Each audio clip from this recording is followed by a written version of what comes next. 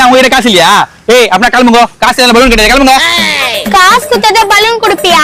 வாங்கக்கா ஒரு கை பார்க்கலாம். அண்ணா எங்களுக்கு ஒரு பலூன் கொடுங்க. தோ தர பாப்பா, உங்களுக்கு குடுக்க தான பலூனே. என்னங்க இந்த பாப்பா 30 கொடுங்க. காசா கேக்குற ஓடிங்கக்கா. ஏன் பலூனே வச்சிட்டீங்களா? ஒழுங்கா வச்ச பலூன் காசு கொடுங்க. நான் சம்பந்தமே இல்ல வாங்குறாங்க. கோதி மித்து ரைட். ஏமா அழுறீங்க? தாத்தா பலூன் ஆத்து காசு தான் பலூன் அவரே வச்சு நாங்க வச்சு சொல்றது தாத்தா. டேய் நான் பசங்க ஏமாத்தலாம் பாக்குறியா? ஒழுங்கா உன் குத்த காசை திருப்பி தந்துரு. இல்ல அவள்தான் நீ. யோ நயா எல்லாம் குடும்பத்தோட சேர்ந்து ஏமாத்துறீங்களா? ஒழுங்கா 30 ரூபா கொடுங்க, இல்லன்னா சாவ வச்சிடுவோம் உங்களை. Sir AC sir. சொல்லுப்பா. ஏசி சாரா?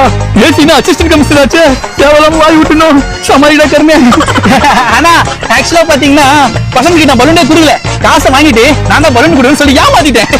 இதோ திருப்பி குடுத்துறா காசை. இந்தப்பா இந்தப்பா இந்தப்பா 3 பேர்கிட்ட காசு கொடுத்துட்டா நீங்க கிளம்புங்க. அண்ணா நீங்க கிளம்புங்கண்ணா.